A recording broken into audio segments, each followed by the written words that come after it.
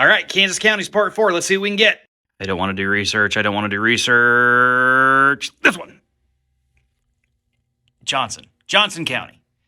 Ah, crap.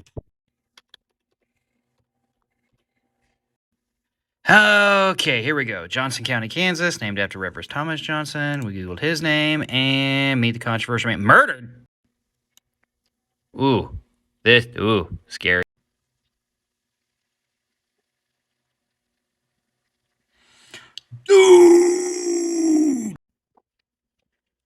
So, I learned something new today.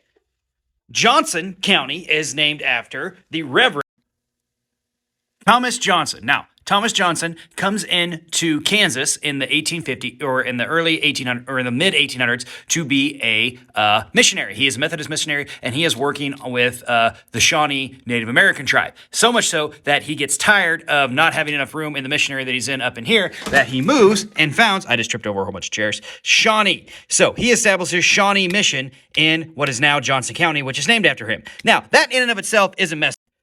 What's messed up is the dude was a full-on slave owner and Southern sympathizer. I did not know this, and this is kind of blowing my mind right now. So it turns out the Reverend Thomas Johnson was a Methodist from the southern part of the United States who brought his slaves with him to minister to the Native Americans at the Shawnee Mission.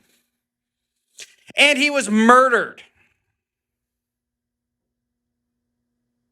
That is mind-blowing. I didn't know that. So this dude, Reverend Johnson, gets murdered because of his pro-slavery views in the state of Kansas, and he comes to Kansas and helps establish Shawnee Mission the day the Indian Removal Act is passed, and then he decides to start filling up all of his territories and establishing his missions to minister to Native Americans, all while bringing his slaves with him and promoting a pro-slavery message, and they can't just be pro-slavery. And then the dude gets murdered, and to this day the murder is unsolved, and they named Johnson County after him.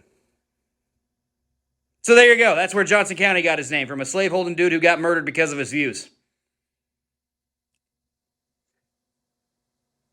That's kind of cool.